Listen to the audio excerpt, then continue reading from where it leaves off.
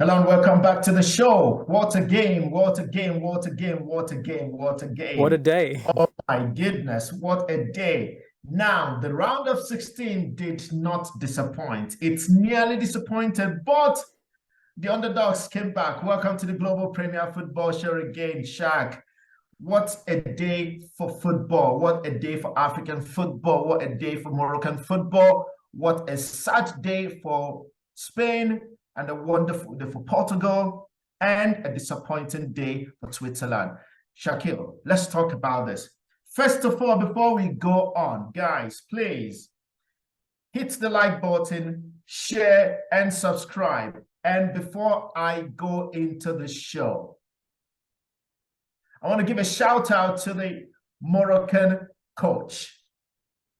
Goodness me, how he had turned it around for the Moroccan national team, which were shambolic before he came in last September. Less than a year, Shaq, he came in and he turned this national team around. So a big shout out to the Moroccan coach, Walid. I hope, let me not try to do justice to his name. Walid Regragui or something like that. Yeah. I mean, I think I got it right? Yep. Khalid Regragui. Yeah. This is for you. You are the best in this tournament.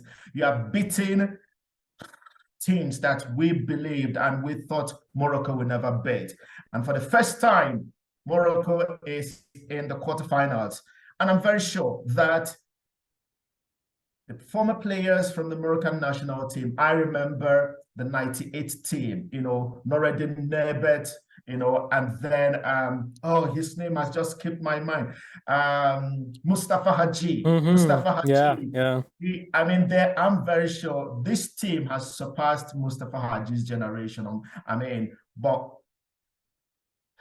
Khalid, thank you. You are the best. You are the best. But Shaki, what can you say about this Moroccan team, please?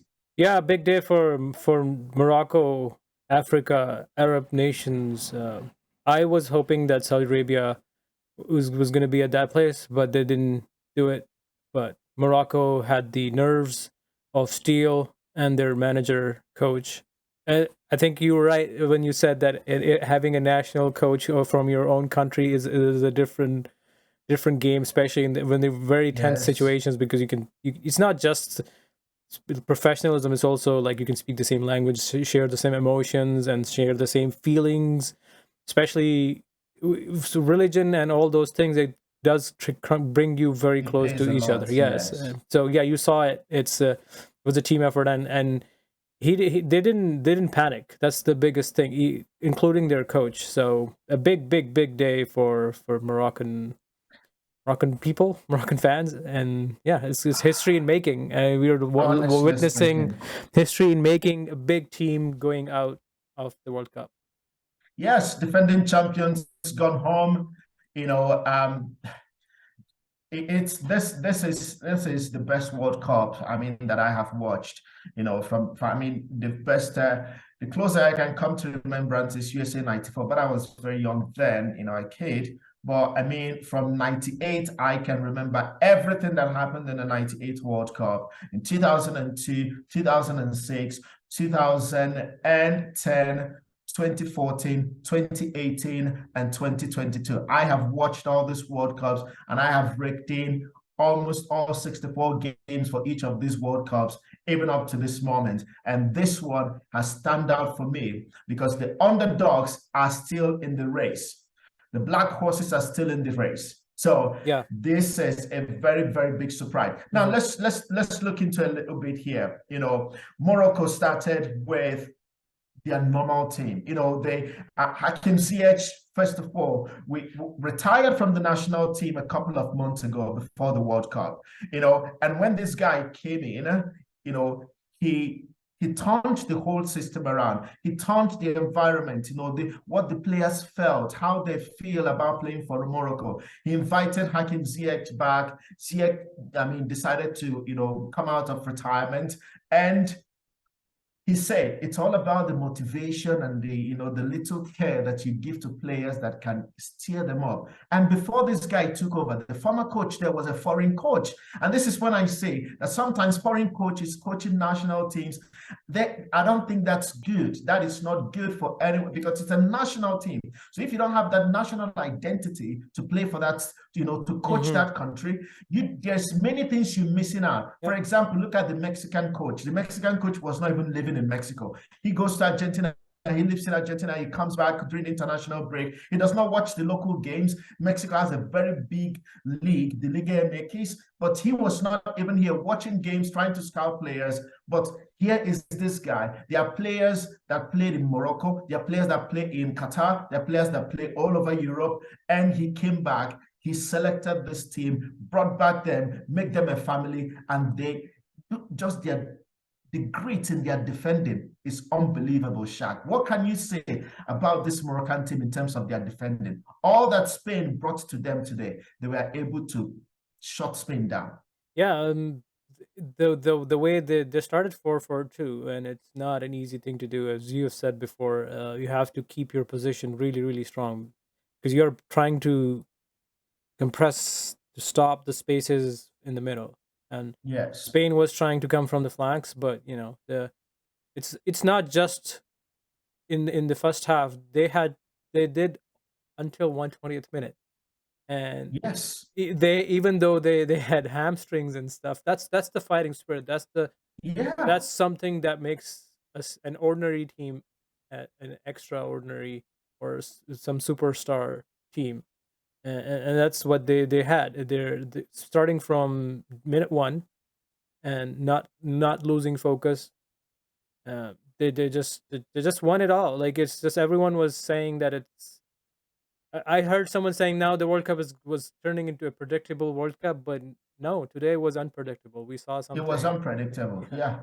Where Japan failed, where South Korea failed, Morocco It didn't fail. stood, stepped up, they just kept playing the way they've been playing. They did not change. Their last game, when they played Belgium, when they played Croatia, when they played Canada, they kept the same way. They played the same way. And now they have beaten almighty Spain in this, round of 16, booking their first ever quarterfinals and the first time since 2010 that an African team is going all the way to quarterfinals.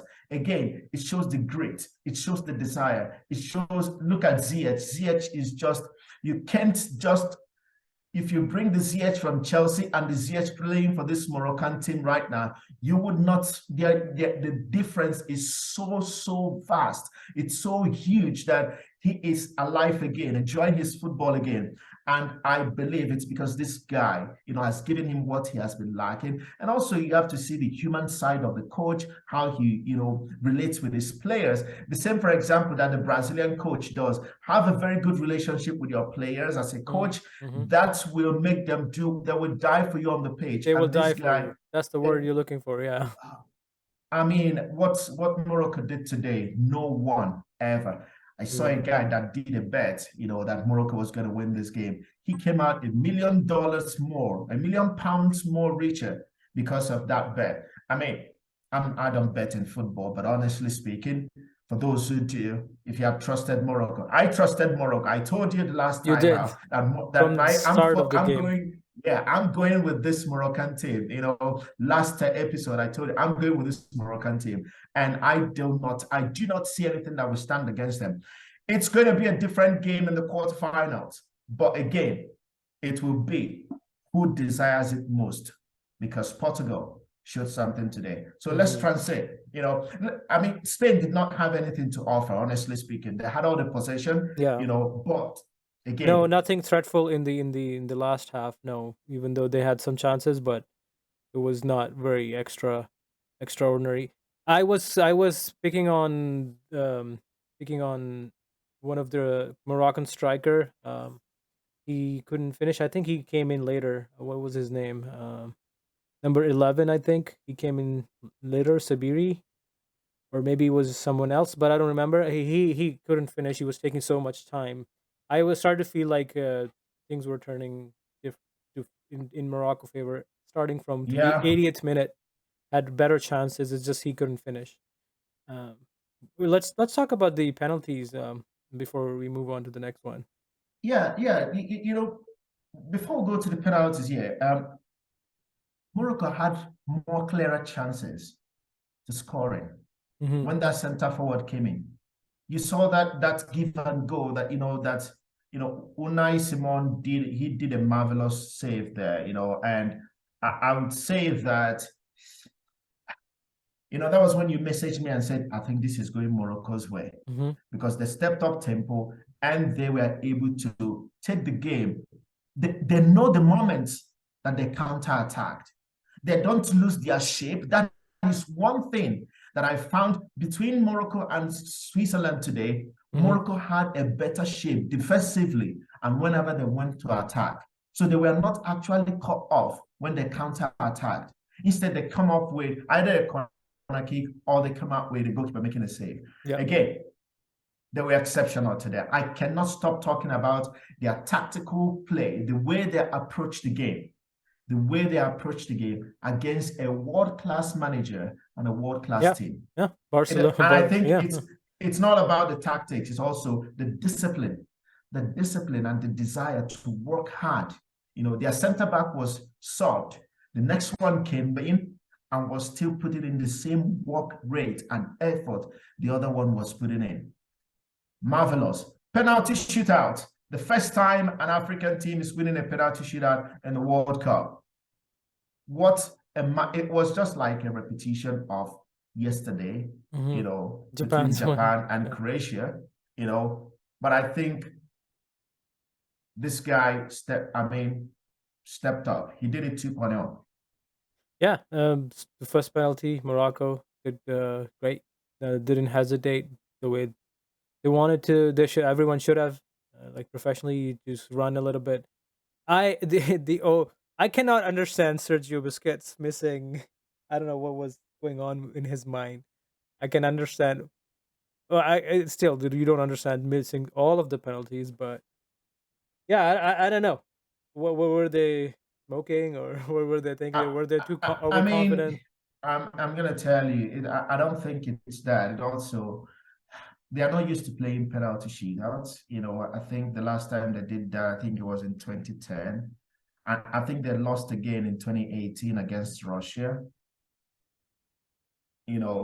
And I learned that the manager, Luis Enrique, told them to practice penalties a lot, 1,000 penalties. He told them practice a lot of penalties. But again, once it is time to take the penalty, Shaq, it's a lot A of different feeling. mental game. It's a very, very different feeling. You don't have to think too much. The more the penalty is delayed to be taken, and then if you don't run up to take the penalty, Shaq, I've stood in front of the penalty spot to take a penalty, man. There's this cold feeling that Hmm. drops on you. You've been running for 90 minutes. Your heartbeat has been going up different way, feeling different emotions. But once you step onto the penalty spot, that 12 yards, your mind, you must just, you have to like disconnect from every other thing around you and try to take that kick. But you have to run up to it and shoot it. You have to kick it hard, honestly speaking. But again, the technique that was applied was poor. From the start to the execution was very poor. And the Moroccan fans never shut up during this game. And they have been of great influence to their team. And the Hmm. penalty was taken, I think, in front of the Moroccan I think it was uh, no, it was Spanish. It it was was in front of the French, right? Oh, yeah, sorry, of the Spanish. yeah. But again, they were all around the stadium. They resonated, they dwarfed the sounds and the noise from the Spanish team. And again, I think maybe playing in Qatar has been an advantage for them. Hmm. Remember, they played in the Arab Cup prior to the start of the World Cup. Yeah. So again, all these things must have played, but the execution, as you mentioned, run up to the ball, take the shot, and see what happens. Yeah. Yeah. But Bono was No, exceptional he was today. exceptional. He read He every did movement, he did and read like people are saying no, it was combination of course, but also you have to read where and he was moving and when you look at his movement, he was making a decision. It was a good decision. Yeah, the best thing here is to kick the ball as hard as you can, because if you don't, because the goalkeeper cannot step out of his line before he makes the save. So if you kick it hard, I think even if the goalkeeper makes the right decision and makes the right move, because of the speed of the shot, it can still go through. You must not beat the goalkeeper that he goes one side and your ball goes the other side. I've seen some of the penalties taken today, and for Croatia as well, the goalkeeper follows it, but because it was a very firm kick, it still goes through because he's diving from the spot. He's not really moving sideways and trying to move that, So again, it's all about the technique. But whatever, congratulations to Morocco. Congratulations to the coach. I cannot but just speak highly of the coach, man. I cannot. I cannot. Anyway, Shaq, let's move on. Portugal dismissed Switzerland as if they were playing a friendly game. Yeah, this was kind of weird watching so many goals in the round In of a 16. second round game, yeah. Round of 16. I think Switzerland. It looks like Switzerland just got lucky, moving or maybe in their group, they had not as much of a strong opposition. Who did qualify from their? What was the other team who qualified? Brazil. Okay, Brazil. So yeah, I think, and then Croatia. No, who there was Serbia, Switzerland, Brazil, Brazil, and Cameroon. Yeah, I don't know. Switzerland, I guess, got lucky. Now like the way they played, it was awful. They couldn't do anything. They were just all over the place. They're just running back and forth, and I couldn't understand what was going on with them. I knew that this was going to be a one-sided game. European matchups in the World Cup, sometimes they are not interesting games. It's either a one-sided game or a very boring game in between. And kudos to Portugal. Let's talk about Cristiano Ronaldo starting from the bench. Everyone was thinking, it's up to the coach. The coach knows what's best for this team. He is not a new coach. He is not a young coach. He's been managing years before Cristiano Ronaldo was born. So I don't see any force in making comments like, oh, his first time is coming off the bench in a World Cup game. And I forget that. Portugal has always, once since Ronaldo reached his peak and started going down, which is a natural phenomenon. I don't know why people think that these stars will stay on top of their game throughout their career. It's not possible. Then you reach a peak, you start going down because it's a natural phenomenon. And that's what's happening to Ronaldo. The only thing is that Ronaldo must have to understand that he has actually passed his peak, and by grace, he's still where he is, and that he's already going down. He's 36. And he's not like a center-back defender like Pepe, who is on a different level, But again, Pepe doesn't have to do a lot of running because as a center-back, you can play into your 40s, into your 41. But as a forward player, there's much more for you to do too. But however, that Cristiano Ronaldo started from the bench, for me, it's not a big deal because Portugal has been playing very, very well without him on the bench, without him on the field, because they play like a unit. They play more as a team. You see their combination plays. It's like they know each other. It's different than Messi playing for Argentina. Remove Messi from Argentina, Argentina is done. Remove players like Bernardo Silva from this Portuguese team, and Portuguese team is done for me. It's not even Ronaldo. It's Bernardo Silva that is the main man in the midfield here, pulling the strings. He's the attacking force of the Portuguese team. And with the young forward players they have, everything comes together. So for me, Cristiano Ronaldo not starting the game, it's not a big deal. I don't know why people make a big deal out of it, but because of his ego, maybe. However, he's not going to like it. But again, he has to think about the team. What do you think? Yeah, no, that's true. You summed it up. I think he has turned into a mentality of like, hey, I know it all. Like he comes in and he starts telling what to do, how to play, because everyone looks up to him as a role model, but doesn't mean that the players you're playing with, they will also want to. Of course, they look you as a role model, but you cannot tell how to do things on the pitch, and that's what his problem is. Like he sort of becomes quote unquote the coach as well. but his job is not being a coach. I mean, yeah, as you said, stats doesn't lie. He even with the club football, when he plays, the team performs poorly versus when he does not play. It's just it's hard to understand his mind. Maybe the way he played is outdated as well. It doesn't work anymore, and Yeah, he's not because willing he to was always change, the and he's old. Like he's not old, but he's like Yeah, I mean, he has always been the center of the game yeah. whenever he's on the pitch. That's why. But as time goes on, you don't have to be the center of it all. Hmm.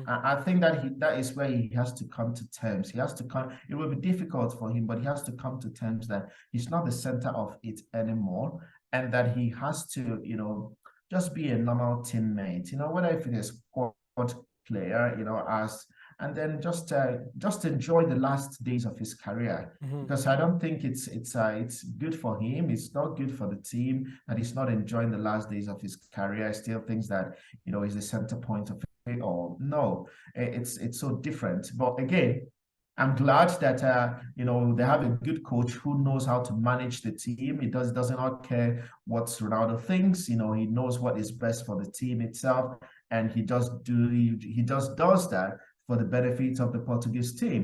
And being Portuguese as well has helped. Imagine if that guy was not Portuguese. That would be a different That'd be thing too. disaster. Yeah. It would be a disaster. But I'm glad that he's Portuguese, and then he's managing the team very well. And today, Portugal wanted it more. They were really working hard. I like the way they play. I like the way they approach games. They are not there thinking that they are too good. They bring the game to you.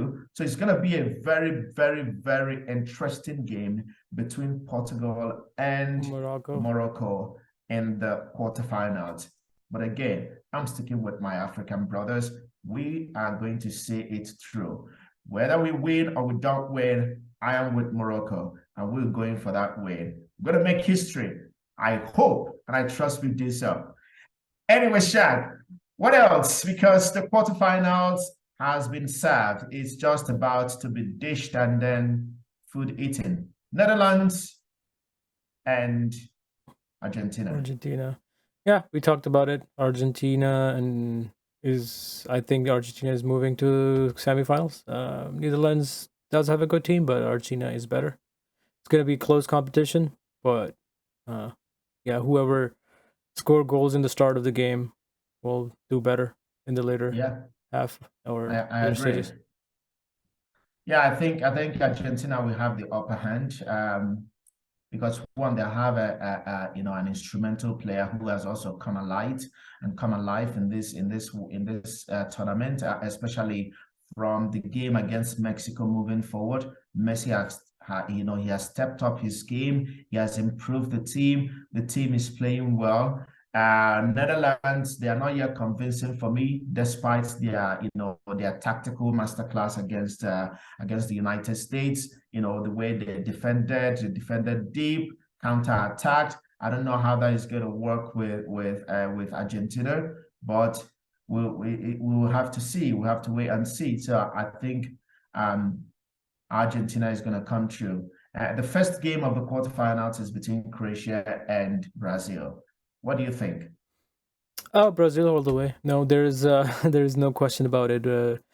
Brazilian squad is young, fast, more dangerous, potent, good coach. There is no way. There's no question. I think it's going to be very decisive. No penalties, no extra time. It's going to be like 3-1 or 90 minutes game. Yeah, 4-1. I agree. Yeah. I agree. They will run down. They will run down this Croatian team. The Croatian team, they've really tried. They've survived. Tough stages of the game. But I think it's time up for them to go. But if anything happens, let it be. But again, I don't think Brazil is going to give in on this, especially seeing the opposition. They will run down this Croatian team, and it's going to end in 90 minutes. There's one thing I just want to mention here. I was talking to you about this yesterday of why people are I don't understand why some people are not happy that Brazilians dance during their goal celebration. They think it's disrespectful to the opposition. I mean, those people, they did not play street football. They did not play. And it's annoying because most of the people that are talking about this are people who have actually played professional, who have celebrated goals, who have, Hmm. celebrated wins and trophies, even while the opposition is crying, they're still celebrating and everything. So I don't understand why Brazilian young players, why they cannot celebrate. It started with Vinicius dancing in Real Madrid, and then some English commentators, come again and like, can you guys just? It's just hatred. I think it's just hatred because you don't understand the culture. You don't want to know about the culture. You don't want to respect people, and that's why you keep talking the rubbish they talk about Hmm. why this Brazilian team dance when they score goals because it's part of them. It's not they're not you. You are stones and rigid, but they dance. They love dancing. They love music. You see their pre-match preparation, they dance, they bring the game, and they take the dance to the field. So why do you want to take it away from them? For me, there's nothing disrespectful about that. What do you think about that, Shan? Yeah, no, I agree with you that it's not disrespectful. It's like it's the same way Muslims when they score a goal, they do the such the thing with the touching the ground, and if you're a Christian, it's the same thing. It's how they connect with their emotional side. It completes them. If they don't do that, they're not gonna be the person who they are. They're not gonna be playing football. It's Yes. just to sum it up. And then again, they're not doing every time, right? They only do when they're When they score, score and goals. especially in Yeah. in really tough situations. In tough games. Yes, like Like, Vinicius Junior celebrated in the Champions League most of the times, which is very tough. yeah, And Brazil is doing great. This World Cup is a big competition, and historic competition happens once in 4 years. So yeah, 4 years. so But I the don't. people be There is no issue. Then I think the people on media is just I don't know. Like as you said, they have to understand the culture and respect the culture. anyway. And mostly this comes from English commentators. I don't want to mention their names because they are so annoying. I used to like them, but whenever I start talking about the Brazilians and their dance, like I mean, it's not my fault that English people don't know how to dance. I mean, it's not my fault that they don't have it in their culture to dance. Hmm. Those that have it, let them express themselves. Let them express themselves. You know. Uh, anyway, England against France. England versus France. I think it's gonna be like Euros.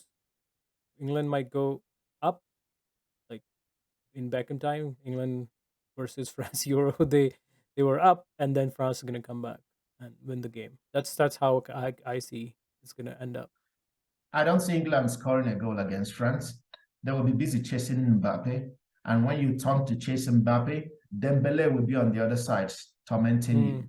And if you go that wide, you have Olivier Giroud in the middle that will be laying up the pass for Griezmann to finish. So England have a lot to worry about. They have a lot to worry about. It's not only Mbappe, it's Griezmann, it's Dembele, it's Olivier Giroud. So they must have to worry about those players. Harry Kane is not scoring goals. He has only scored one goal this tournament, but also he has created, which is a good thing. But for as a center forward who is not scoring goals, I don't know how that will work out for the team. Because if he is marked out, it means that there are no goals coming from anyone no one will be creating those goals. Hmm. I know that Foden has starting games again because the coach, I don't know what he was thinking about before, while Foden was on the bench and he was playing Mason Mount that, for me, Mason Mount's not the same level technically and otherwise like Foden. So I'm glad that Foden is back playing on the starting team. But however,